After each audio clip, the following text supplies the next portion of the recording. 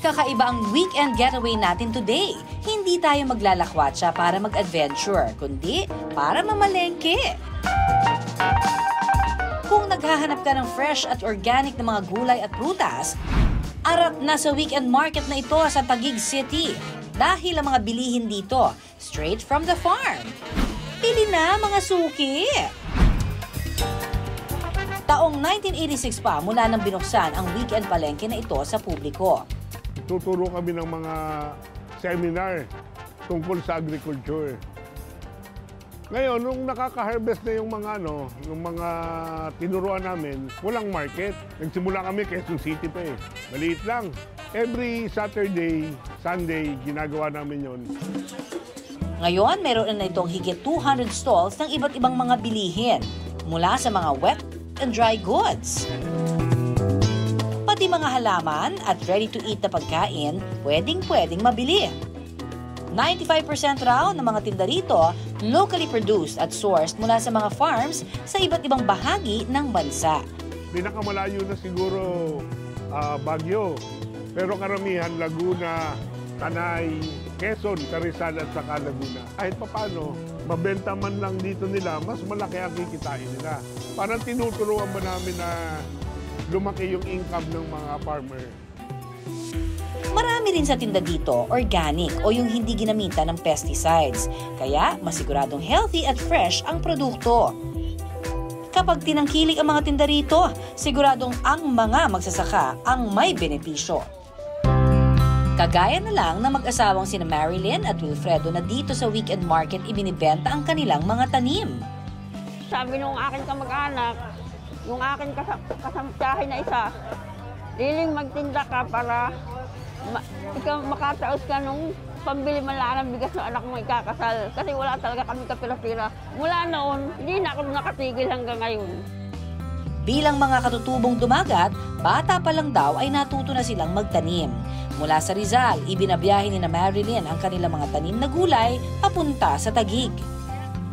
Mas maganda dito kahit mahal ang pamasahe, mahal ang pwesto, mas maganda ang kita dito kasi masating araw lang at marami kang paninda, may pira ka na. Gusto nila kasi organic yung paninda, walang fertilizer. Ang pagtatanim at pagbibenta ni na Marilyn at Wilfredo ang siya raw bumuhay sa kanilang pamilya. Malaking tulong yan. Magtitinda kami, makakabili na kami agad ng bigas. May pambaan pang estudyante ko. Linggo-linggo. Nakakasuporta sa linggo-linggo namin. Ang mga namimili dito talagang binabalik-balikan ang weekend market. Fresh yung mga gulay, mga isda at mga prutas nila dito. Malinis siya, tapos maganda yung produkto nila. Maraming maibili, kayang-kaya sa budget. Tapos sariwa yung mga nila pagkain dito. Saka mga fruits, marami din, saka damit. Ready to go organic? And why not? Napakaganda ho ng benepisyo ng mga prutas at gulay na mga organic dahil hindi ho ito ginagamitan ng mga pestisidyo o anumang chemicals. At maging yung mga manok hindi rin ginagamitan ng mga growth hormones at wala ho ito talagang mga chemical kaya makakasiguro tayo na healthy ang ating pagkain. Ayon po sa pag-aaral ng University of Newcastle noong 2016, 50% na mas mataas ang omega-3 fatty acids na nakikita sa mga organically produced meat products at mga dairy products. Kaya naman, kung walang chemical, edi mas healthy po ang ating kinakain. Kaya dapat lamang na maging mas mapanuri po tayo sa ating mga binibili. Isa sa matagal nang nagbebenta sa weekend market na ito ang pamilya ni na Virginia. 10 taon na silang nakapwesto rito. Nung first, tumutulong lang kami sa parents namin. Then, nung may chance na mag-open ng store or yung isang stall, nag-extend kami. Then, nagtinda kami ng fruits. Mula sa gulay, nadagdagan ito ng prutas at bigas. Ang mga prutas na kanilang itinitinda, direkta raw nilang inaangkat mula sa mga magsasaka. Mga local fruits galing Batangas, galing Davao. Tapos meron din tayong galing sa Baler, Quezon. Aside from nakakatulong tayo kasi sa mga local farmers, mas mura, unlike sa imported.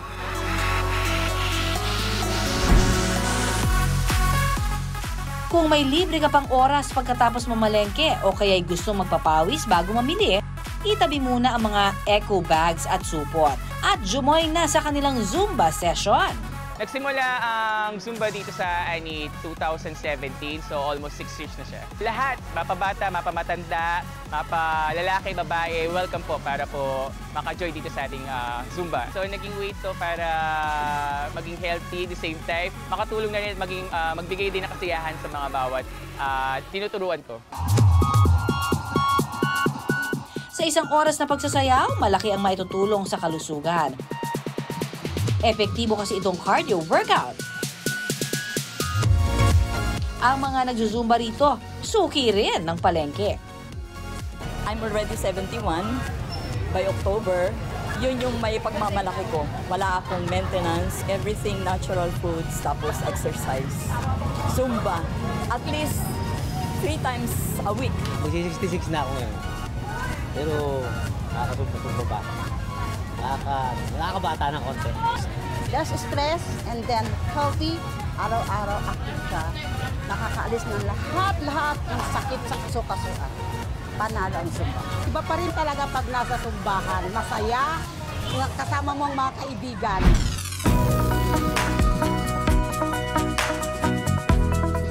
Ang pamamalengke talagang life skill na dapat matutuhan. Kaya siguraduhing fresh at healthy ang binibili nyo mula sa inyong mga suki para ang kalusugan tiyak na hindi mapag-iiwanan.